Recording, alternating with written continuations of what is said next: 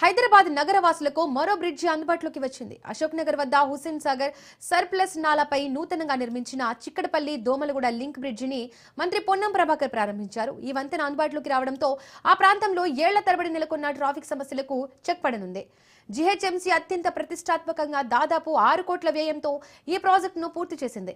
ఈ వంతెన అశోక్ నగర్లోని సిటీ సెంట్రల్ లైబ్రరీ నుంచి గగన్ మహల్లోని ఏవీ కాలేజ్ మధ్య డైరెక్ట్ కనెక్టివిటీని అందిస్తోంది.